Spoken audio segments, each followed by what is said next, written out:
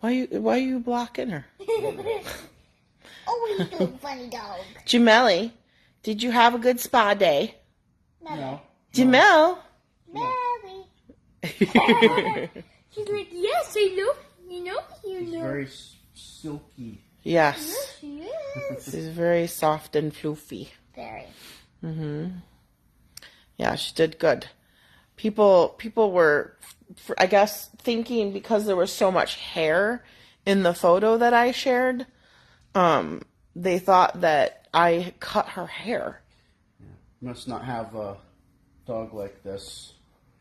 Well, no, they were like telling me like, you're not supposed to cut her hair because she's a golden. There's no hair. She's not supposed to have her hair cut, but they only thought that because there was such a big mountain of hair. But that hair in the picture was only from 3 of her paws and her butt. Yeah, that wasn't even all of it. and it was a lot of it was just brushed out. It wasn't. Well, no. A lot of it was from me shaving her paws.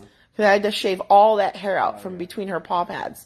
And then I brushed the hair up on her feet and scissor it. Right. And clean it up on top Right, and get the hair out from between her toes. Cat paws, like you do with golden. That was the bulk of it. And I had only just started like thinning out the hair at her butt. And some of that was in the pile. But it was honestly mostly paw hair. So She's been sliding around on the... She's trying to itch herself, but she's slipping. yeah, she's got some weird itchies going on. I think things are just adjusting to the trim and the hair and the soap, and so Hair's not all completely dry yet. it's spa day. She's working it out. Can I go play with her while you watch us play and you can talk? Well, let's talk first because we just got done. Yeah. I know. I'm exhausted. That was a lot. Yeah. We were going to be on earlier. It's like 2 million questions. It was. It was like 2 million I questions. really think it was too long. We were planning on being on earlier, but Anna has her appointment. Yes. Can you stop sitting back every time I move the camera? I'm trying to show people your face and you keep leaning back. It's just I'm in a very uncomfortable position. So get comfortable. Get comfortable. Sit and stay a while. We'd love to have you. I'd be here then. So Anna has her test next week, her ASD test. Evaluation, I guess. It's not a test. It's actually 5 hours long.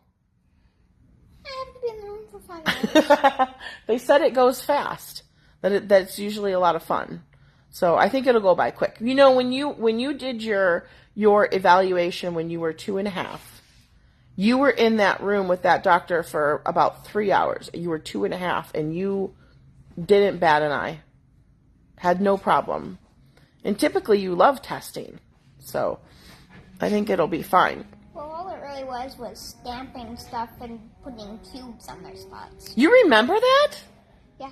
Do you really? all Wait. it was. Let's talk about this. I didn't know you remembered that. You remember the testing when you were 2.5? Yes. That's amazing. What kind of things did they ask you? Okay, well, it started out with, she put this, paper, a pad of paper down in front of me, and it had, a drawing of, a cube on it, and it had 4 different colors. And there were cubes that I had to put the color of the cube on there, according to what the picture said. Uh-huh.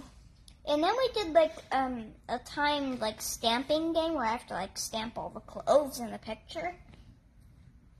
And then we did more cubes. Wow. Are you kidding me? That's a little... She was 2.5. I take it back. She wasn't even 2.5. She was not quite 2.5. Was she bald? She was Still? 2. No, she was starting to get some hair. But I believe the evaluation was in February or March. No. Her birthday's in November. Wow. So she had just turned 2 in November. Wow. No, Barely too. I thought it was 3 or 4 when No, ma'am. I have the paperwork. You were 2 and a few months old. I cannot believe you remember that. That's so crazy. So when Anna was just over 2, not quite 2.5, she was evaluated at the University of Michigan by a neuropsychologist who was, the whole reason it came up is because I wanted to put Anna into preschool. And most of the preschools in the Ann Arbor area didn't start taking children until they were like closer to 3 years old.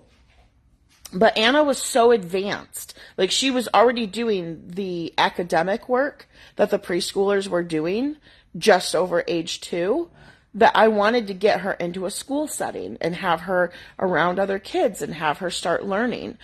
Because she was just absorbing it so well.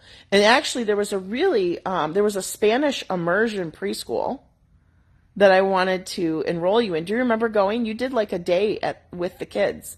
Yeah, you went in for like a trial day. And they were going to take you after they got the evaluation and we did the trial day and everything. But then they decided that they didn't have enough staff. They would have to hire an extra person, they felt like, to manage your physical needs. And they weren't willing to do that. Or they weren't able, but I think they just weren't willing.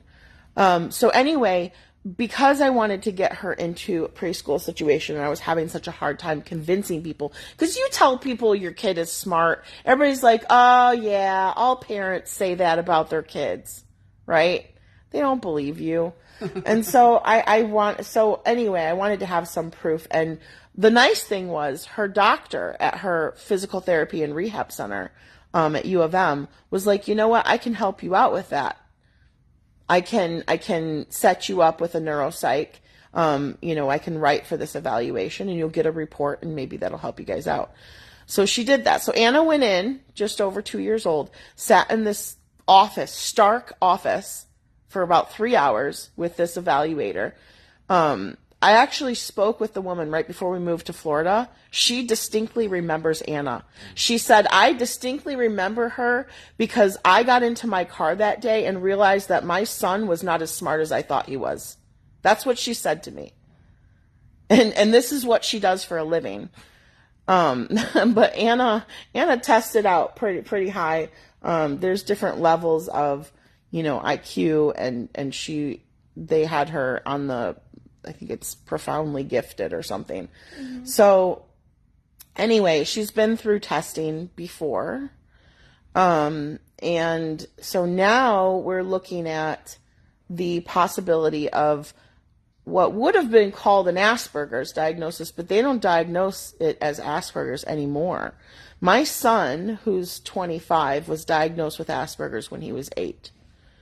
And he went through like extensive 3-day testing at University of Michigan. Jameli, out of the kitchen now. Jameli. Out. She's such a stinker. Leave it. And I guess sometime in the last 10 years, they changed the diagnosis codes, and now it's like considered under the ASD umbrella. Umbrella? Yeah, well, that's like a figurative term, like kind of like the arthrogryposis umbrella. There's the ASD umbrella. It's like just things that kind of get caught in this general diagnosis. Arthritis is an umbrella diagnosis. Yeah, see? So anyway, that's why it's under an umbrella? Noticing a lot of things in Anna that were similar to my son and some other things. And so we decided to look into getting this evaluation. So she's having it next week. And we just filled out all of these queries form. They're not tests. They're more like questionnaires. Yeah. But it was a lot. It was like hundreds upon hundreds and of. Repetitive. Yeah. Yeah, mm-hmm. It was like, okay, here's the first question. Sometimes, okay, here's the second question. Sometimes, and it went by fast, but it seemed like there was like 20 million questions in there. Mm-hmm. Kathy says, does she understand what autism is? It's a good question. Do you understand what autism is? We haven't really gone into the weeds because we're just exploring this. And I don't want to, necessarily label her before we have proof or a diagnosis, but I am pretty certain, but that's me and I'm not an evaluator. But do you know what autism is? Not that much. Not that much. So, we'll do the test next week And if they come back and say, yes, we see this, then we'll go into details and we'll learn more about it. How's that sound? We'll do research. We'll read about it. You can learn what it means, right? Yes. I'm a fast typer. That's great. If you want to know something. You what? I am a fast typer. You're a fast typer. Well, speaking of Although I only use one finger to type. Just one? I thought it was two. No, what I do is I put my two fingers like this, as if I was going to cross my fingers, so this one's kind of on top of each other. Mm-hmm. And I just spread the other fingers away, and I use my middle finger to poke the keys. Nice. Beverly says, so what will Nana and Daddy do during those 5 hours? Probably just hang in the waiting room. Anna and Jamali will be in the room with the evaluator. And we'll probably just be in the waiting room unless they need us. I mean, they'll take breaks, like if she has to go to the bathroom or whatever, but for the most part. 5 hours, so. Mm-hmm. Melissa wants to know why we've chosen to homeschool versus Anna going to, so first of all, I want to say that the only options for education are not homeschooling versus public school. There's charter schools, there's private schools, there's online schools, remote schooling. There's a lot of other options for schooling other than just homeschooling or public school. I chose to homeschool Anna back when she started kindergarten, when she would have gone to kindergarten, for many reasons. For one, because I was home full time with her and I was able to. That was, I guess, one of the primary I wouldn't have been able to do it if I weren't home with her full time. I was working outside the home before that, so I wasn't able to do it until I was home full time. And then in the beginning of 2020, found myself home with her full time and able to make that decision. But I always wanted to homeschool her. I just didn't think I was going to be able to. Primary reasons are, first of all, she's highly intelligent, and she is way ahead of the game to where her peers or her same age classmates are. So she would not do well in a public school setting because they are pretty rigid in where the kids are in the class. They're all kind of given the same work. Sometimes maybe they can move kids ahead a little bit, but not anything like what Anna requires. So she would not be getting the rich and individualized curriculum that she needs in a public school setting because they simply don't have the resources or the time or the ability to do that. Right? I'm in 4th grade now. You're in 4th grade now. And the thing is, you move through your subjects differently. You're at different kind of places and different subjects and different interests, and they can't do that in public school because everyone gets the same work and you work kind of at the same pace. So that's a big, huge reason why I chose to homeschool. But even more than that, even more than just keeping her engaged and learning and interested in the best way I knew how, Anna has a rare medical condition, and we have had to travel her entire life for her medical care because you can't just go to the local doctor to get AMC medical care. You have to go where the specialists are, and there's only about 3 or 4 of them in the whole country.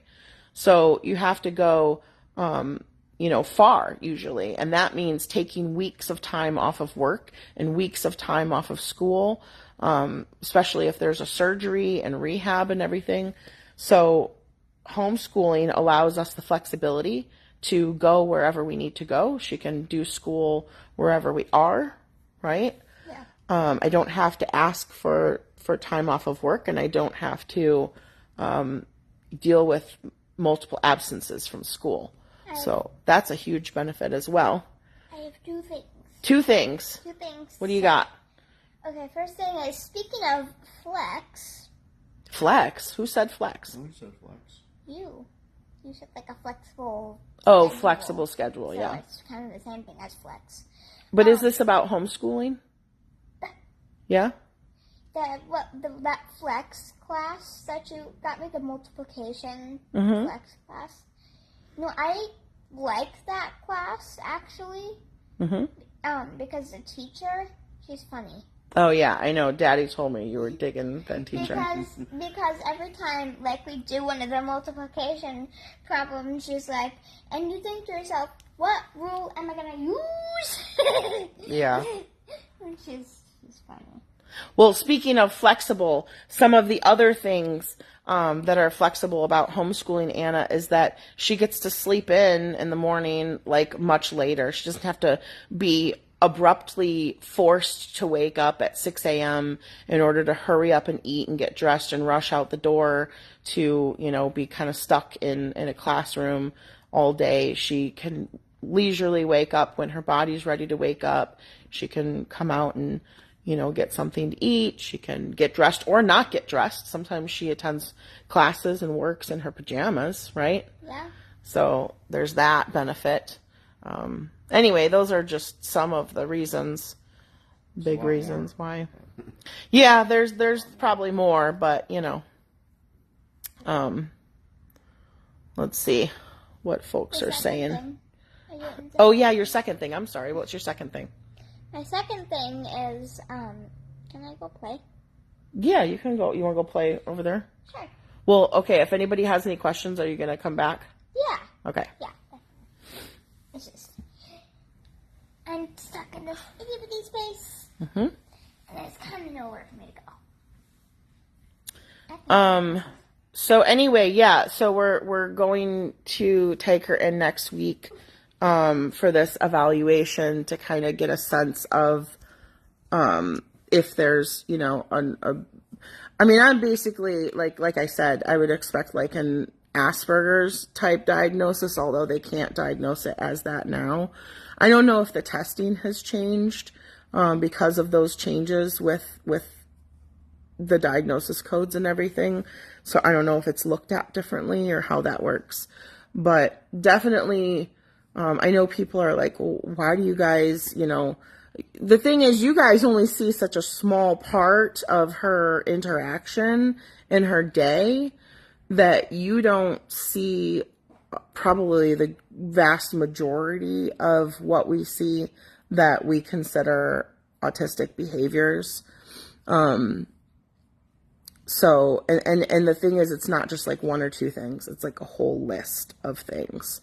So it's, if it were just one or two things, you might say, oh, well, she's just a kid, or, she's got a couple of quirks. Yeah, she's just a little quirky, or, that's whatever. But it's like a huge list of things. So it's definitely needs to be addressed. And, she's, of course, very high functioning. I know you guys are like, but it doesn't make sense because she's so articulate and so smart. Well, so is a third of the population with autism.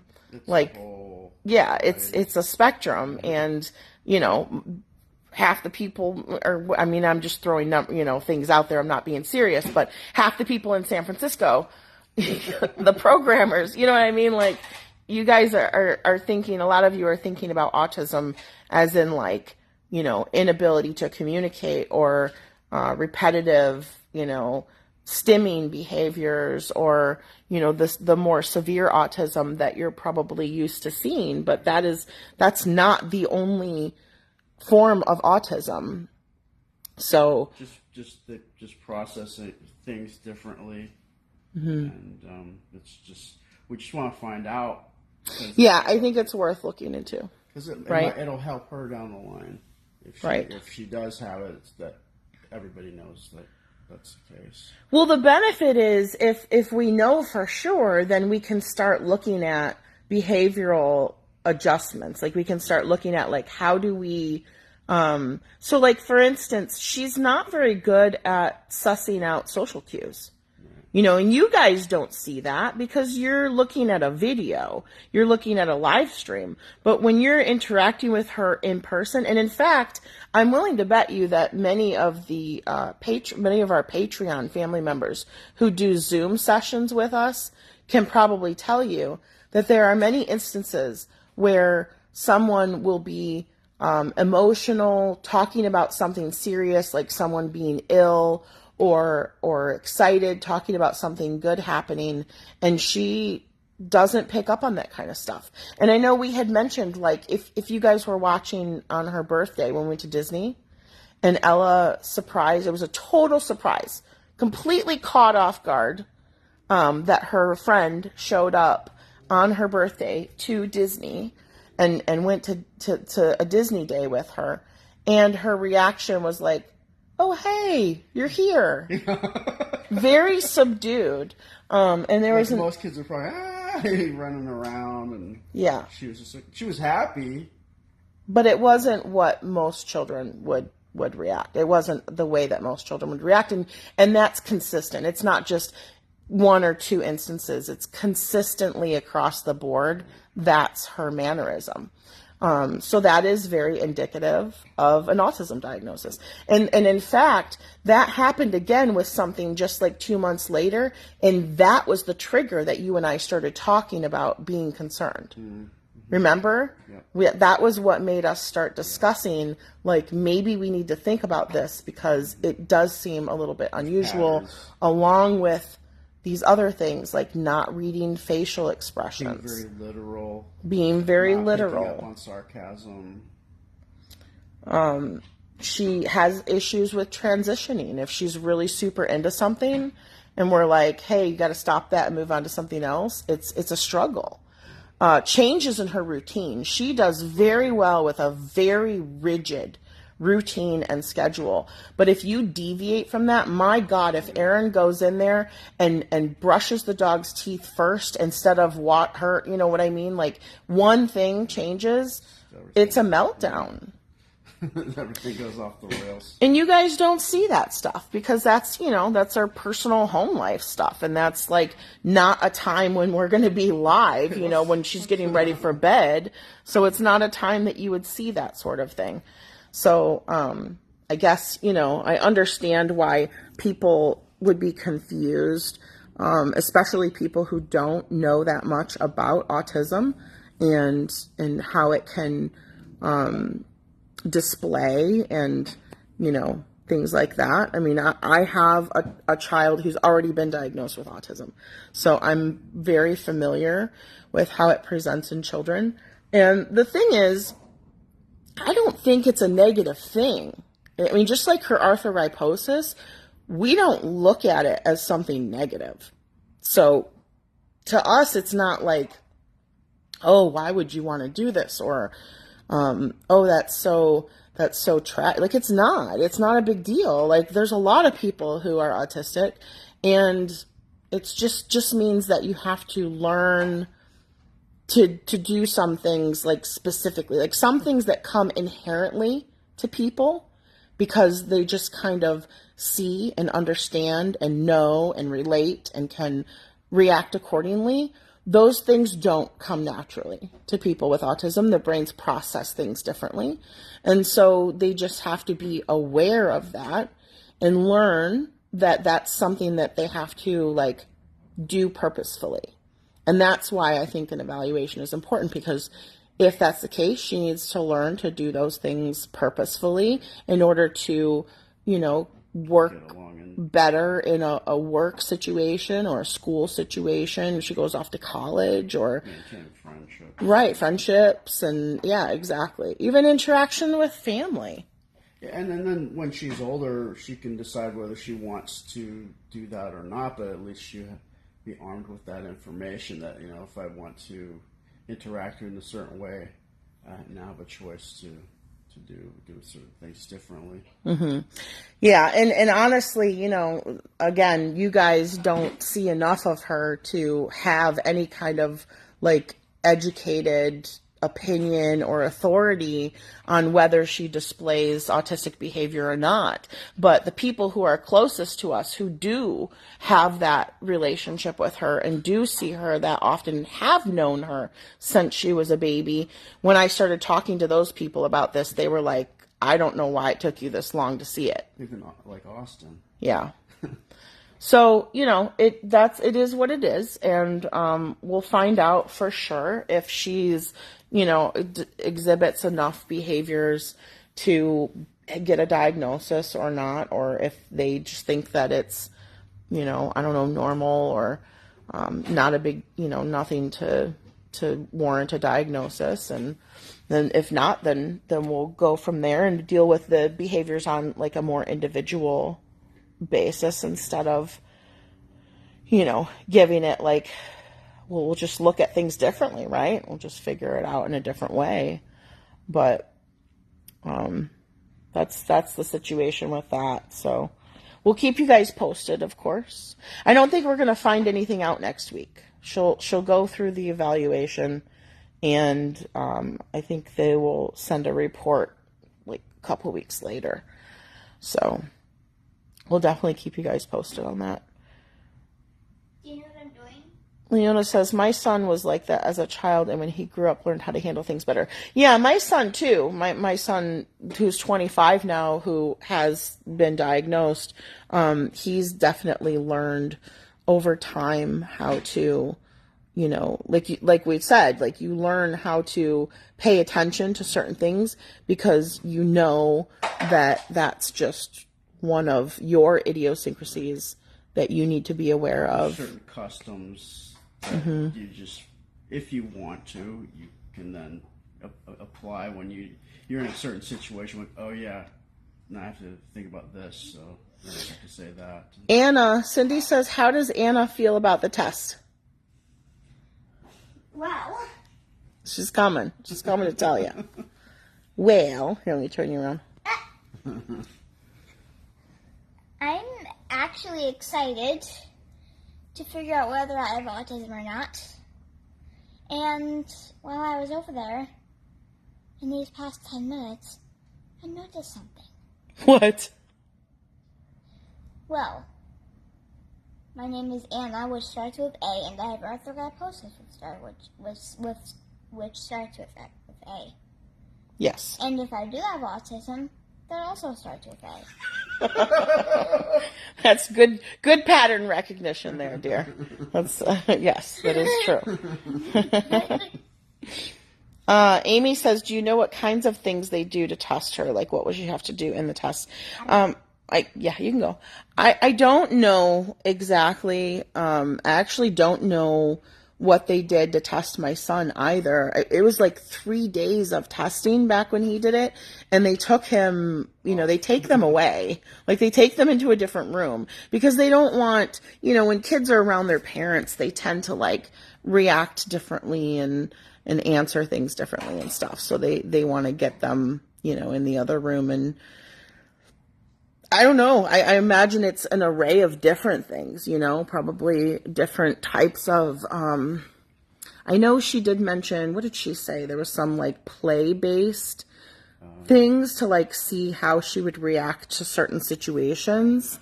They're saying that the kids that take it, even though it's 5 hours, they're like, wow, it didn't seem like that. Right. They said it's not like super dry, I don't think. Yeah, they said it never seems like it takes as long as it actually does. So that's good that most kids aren't like, I need to get out of here, But, yeah, I don't know exactly what. I trust these people are very well credentialed. They've been doing this a long time. Like, I totally trust that they know what they're doing. So. I made a doggy shake. Kathy says, and awesome starts with an A, and that's what you are, Anna. Yeah. Yes, this is a shake. Let's see. Is it Risa? Anna does receive she already receives the scholarship from Florida because of her arthrogryposis. But thank you for bringing it up. Because some people, I didn't know. After the test will be my point. Yes, and they're actually going to be covering her evaluation, which is super cool. So. I just noticed something. Thank you, Winnie. We are all feeling much better. What did you notice? Maybe this empty bin up here could be my little trash can. Hold on. What is she doing? Yeah. Empty belly. Look at her. She does this a lot more and more lately. I think because lately we've been stopping to rub her belly. And so now she's like, oh, if I lay like this, they actually stop and rub my belly. She's asking. Like, okay, I'm ready. Funny. Yeah, so I don't know. That's like the biggest. Oh, that's not the biggest thing going on in our. Yeah, there's another test too. Well, there's two more things I want to tell you guys about. Hold on, there's two more things. So it's been a little bit of a whirlwind since we started feeling better, actually. I was talking to you guys not long ago about wanting to get Anna involved with the Davidson Scholars program, which is like a program for high achieving, you have to have like a minimum IQ to be involved in this program. But when they get in there, I guess it's kind of like a Mensa thing, but Mensa tends to be more like more showy, kind of like just a badge of honor, whereas Davidson Scholars actually has amazing programs for the kids to like do things and accomplish things and get involved in things. And so I was telling you guys about it, and I was telling you how I wasn't able to like have her apply for it because they require a more up-to-date IQ test. Her last one, like I said, she was just 2, a little over 2, and they require one after age 5. But see, the difficulty with Anna is because of her arthrogryposis, because of her physical limitations, she needs accommodations for testing like that, because IQ testing involves a lot of timed segments. And so while she has the intelligence to answer the questions, she may not be able to do it within the time allotted because of her physical limitation, her range of motion limitation. So I haven't been able to find a proctor or a psycho, psychologist or whatever, who's trained in those accommodations. It's very difficult to find someone. So I was talking about that recently, and one of you mamas, thank you, mentioned that Davidson Scholars will take children based on a portfolio if they don't have testing or can't get testing. So I went to the website a couple days after that to look into this portfolio thing and see like what does that entail? Is that something that we could possibly do? And when I did that, there just happened to be a banner on the top of the website that said, if you have difficulty obtaining testing, like for any reason, if you want to test for the program, but you have barriers or issues with testing, you can fill out this survey. Like, we're taking a survey. It was just like this very, like not like a long-term thing, like just happened to be the timing was right? Like I showed up on the website the right day because it's not something that they're doing indefinitely. I think they were just doing it for a limited time. So I was like, holy heck, this is like right up our alley. This is exactly what what I came for. And so I'm like, I'm going to do it. So I took this survey and I explained about the whole thing about her being unable to find testing accommodations. Well, we got, just like a couple weeks later, I got an email saying, because you did that survey, we have opened up a segment of testing specifically for people in your situation. Now, not specific to her arthrogryposis, but specific to people who are having trouble getting testing done. And we will let you register and take this special test virtually to try and gain access to the program. And before everybody else. And before other people had access to it. They were like, we're going to put it public on the website in a couple days, but we're letting you have first dibs. So I, of course, signed up and said, absolutely, we're way interested. But I needed to talk to them before I could register her to make sure that they were going to be able to provide some kind of accommodations for her. And so I had that phone call today. The woman is connecting me with the other woman who's like the head of the testing. And they said that most likely what they would do is give her extra time. So that the issue of her taking a longer time to input selections with the mouse or typing, because she only uses one finger to type, won't be an issue, won't count against her, with the answers, because she'll have extra time to answer. So that's a pretty big deal. That would be sometime, I think, in October. We would do that. She would do that testing. And if she does well, then she would be able to be in that Davidson Scholars program, which is huge. It's a huge thing for her. That could help her with a lot of things academically going forward. So I'm excited about that. And the other thing that came down the pipeline was last week, Ella's mom connected me with a local talent agency that Ella has worked with, and they kind of oversee like the southeast region of the U.S., which Anna has been signed with a manager and an agency for a couple years now, but they're LA. It's an LA manager and LA agency. And so they don't really like work across the country. So like over here, there's a lot of non-union jobs that are specific to the Atlanta and Florida area. And her LA agency wouldn't cover that stuff. So we've been looking for her for a local agent. So yeah, so Ella's mom connected us, and they ended up signing Anna for like everything, like TV, film, and commercial, which is super cool. So she's got a new agent now. Well, then they immediately sent her a commercial audition, which we just found out today she has a callback for. So that's super exciting too. So yeah, it's just been like a whirlwind. Like we started feeling better and we came out of this slumber after like 2.5 weeks of feeling not human. And now all of a sudden, bam, the ball gets rolling on everything. Yeah. Oh, I know. Today, everybody bathed today. We've scoured the house. Everything's been sanitized. All the bedding's been washed. The couch has been washed. Like everything has been, we've kind of like reset, right? We're in like this reset place. So, yeah, but I think we need to go for now because we have our A-Team subscriber live tonight, Aaron and I, at 10 o'clock. So we've got to get Anna ready for bed before that. And, yeah, I don't know. Just, it feels good to feel good again.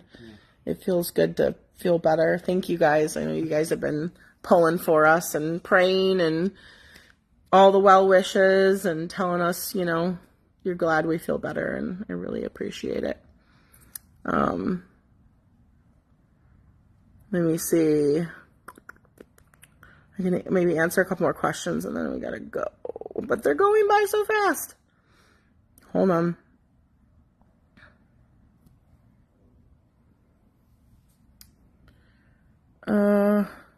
Now I'm just seeing lots of good nights. Wheelchair and braces next. Yeah, so we were talking about that. We do need to actually try and get down and get her braces before the end of the month because everything shifts in South Florida starting at the beginning of October. The prices go way up because the availability of rentals goes down. And so lodging prices, even at the hotels, they skyrocket because it's like prime season, right? Are returning. The snowbirds are coming back. It's starting winter up there. So all the prices go up. They like almost double. So we really need to get down there this month. But the problem is we really can't afford it this month. So we're trying to figure out how to swing that because it is very expensive to go down there. Even when it's not jacked up. Like normal prices are like $200 to $250 a night. And when the prices go up, it goes up to like $350 a night. So we can't wait. We can't put it off. We need to get it over with. You just need to get down there. She's got to have 2 rounds of casting, which takes like a week. And then she's got to be fitted for her braces. And then we have to stay a couple nights to make sure she doesn't need any more adjustments. So it's like a week and a half. We get in, get it done, get out, get back home. Don't go anywhere for the rest of the year. Unless, some of Anna's acting stuff comes up. So, and her wheelchair, I haven't heard anything on. I did email him. I should probably email him again. I did email him and let him know that, we were here and kind of looking for an update about the parts that he was waiting on. But that was like over a week ago, so I may poke him again. So that's all I've got. Those are all the updates I've got for you. That's pretty much everything that's going on right now, I think. If I was a snowbird, I would wait until after hurricane season to head south. Yeah, you would think. Yeah. But actually they don't. They start coming back in September. So that's interesting, huh? Prefer hurricanes to snow, I guess. Yeah, and there's a big one coming, but they don't think it's going to hit Florida. They think it's going to hook up and go up the East Coast. That Hurricane Lee, if you haven't been watching, is a massive, massive storm. So we're keeping our eye on that. But, all right, I'm going to go. We got to get Anna ready for bed and get on for our other subscriber live. So we will talk to you guys tomorrow. Have a good night. Anna, come say good night. Bye. Oh, my goodness. I had to cough. Anna, you going to come say good night? I said good night. Yeah, that's it? You're just going to say it from afar? I know. Thank you. They can't see your cute face? And say good night to you? Good night, good night, good night, good night, good night. Come say good night. Okay. Good night, everybody. We'll see you tomorrow. I didn't say you had to do a performance. You're silly. Bye, guys.